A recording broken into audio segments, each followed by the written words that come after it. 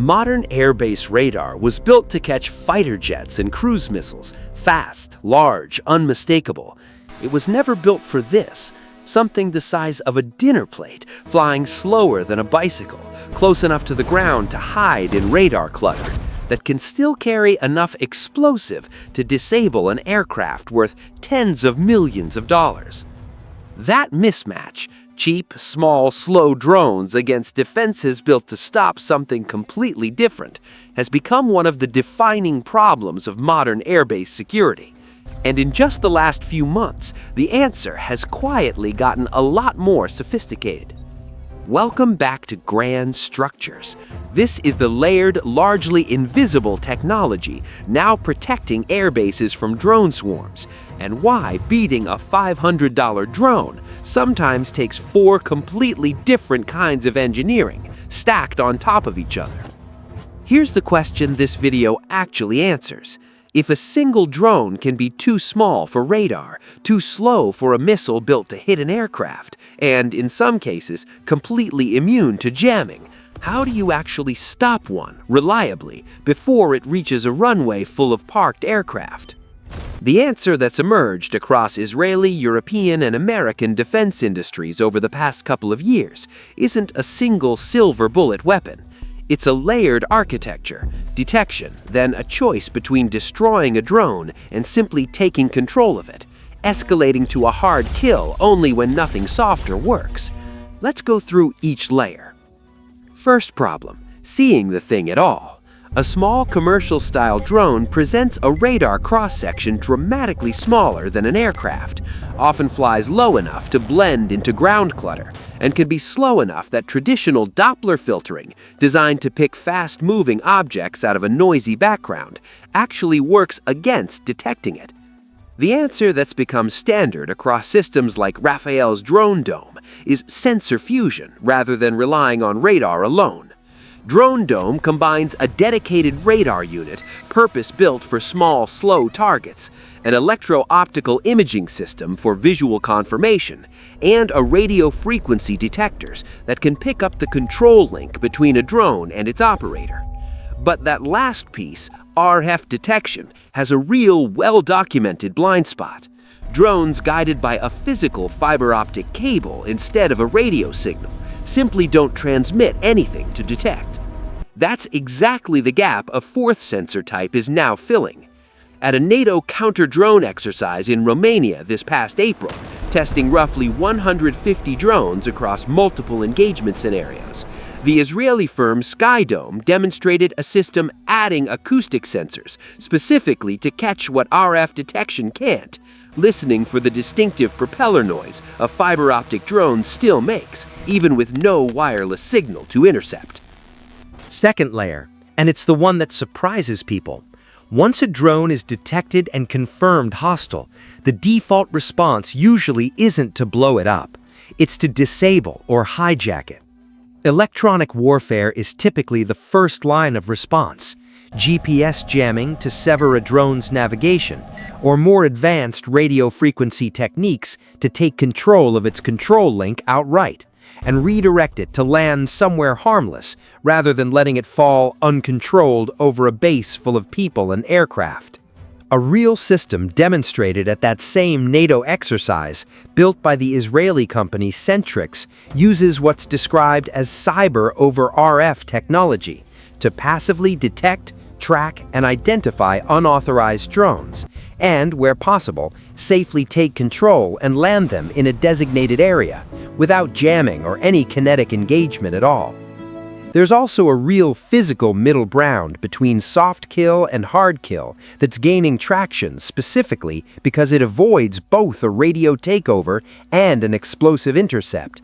Para-Zero's Defend Air, which received its first confirmed Israeli defense order in January 2026, physically captures hostile drones using a patented net launching mechanism, fired from handheld units, fixed turrets, or interceptor drones themselves.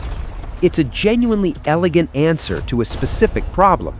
A jammed or shot down drone can still crash somewhere dangerous, but a netted one comes down wrapped and controlled. Third layer, and it exists precisely because soft kill doesn't always work.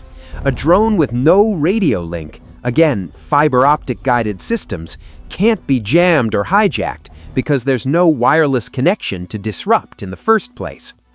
Against exactly that threat, and against fast-moving swarm attacks, where there simply isn't time to individually hijack every drone, defenders fall back on physically destroying the target. Israel's answer has been adapting its existing missile defense infrastructure downward. Iron Dome, originally built to intercept rockets and artillery shells, has been adapted to engage drones directly. And as of a June 30, 2026 validated upgrade, the Iron Beam high-power laser has been formally integrated into Iron Dome's unified battle management system, letting the same command architecture choose between a kinetic to mere missile interceptor and a directed energy laser shot, depending on the target, the weather, and the tactical picture in real time. This isn't an exclusively Israeli story. Europe's MBDA has developed Sky Warden, a multi-layered counter-drone system, combining a laser weapon, directional jammers, and dedicated hit-to-kill interceptor missiles. Raytheon's Coyote family includes both a traditional rail-launched interceptor missile for high-speed engagements against larger drones and swarms, and, demonstrated in a U.S. Army test this past February, a non-kinetic variant using high-power microwave energy, designed specifically to disable an entire cluster of drones at once, while minimizing collateral damage, rather than engaging them one at a time. There's even a genuinely counterintuitive trend showing up in this space. Some defense planners, including in South Korea, have started reconsidering old-fashioned radar-guided anti-aircraft guns, technology originally built decades ago for shooting down aircraft and missiles, specifically because a relatively cheap stream of gunfire can be a more cost-effective answer to a swarm of $100 drones than firing a much more expensive guided interceptor at every single one. Fourth and final layer, reserved for what slips through everything else, manned aircraft. Fighter jets and attack helicopters, the Apache specifically has been cited in this lull, provide air-to-air engagement against larger, longer-range drones using direct cannon fire or air-to-air missiles when a target is too big, too far out, or too fast for ground-based systems to have caught in time. According to one defense analyst's assessment from late 2024, these four layers combined, electronic warfare, ground-based kinetic defense, and air-to-air intercept, counter roughly 94% of hostile drone threats. That's one analyst's estimate rather than an official statistic, and it's worth remembering what that remaining gap represents in practice. Swarming tactics that overwhelm a defense's capacity, drones flying low and slow enough to dodge radar entirely, and adversaries actively working to exploit exactly the coverage gaps this whole layered system exists to close. Put together, a modern airbase's drone defense isn't one system. It's an escalating decision tree running in seconds. Detect using every sensor type available, including ones built specifically for threats that evade the others. Attempt to disable or capture the drone without destroying it when there's time and it's tactically sound. Fall back to a hard kill, missile, laser, net, or even old-fashioned gunfire when softer options won't work or won't work fast enough. And keep manned aircraft in reserve for whatever's left. This isn't hypothetical anymore. The IDF's 946th Air Defense Battalion put a version of exactly this doctrine into practice in 2024, shooting down roughly 35 drones launched from Lebanon using a scaled-down counter-drone variant of Iron Dome.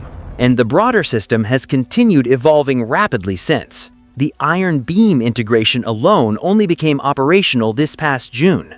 The uncomfortable truth underneath all of this is economic, not just technical. A drone that costs a few $100s can still force a defender to spend orders of magnitude more just to reliably stop it. Every layer covered in this video, better sensors, cheaper interceptors, non-destructive capture methods, even a return to decades-old anti-aircraft guns, is ultimately an attempt to close that cost gap, not just a technology upgrade for its own sake. That arms race isn't close to settled. It's accelerating on multiple continents in real time. Subscribe to Grand Structures. We'll see you in the next breakdown.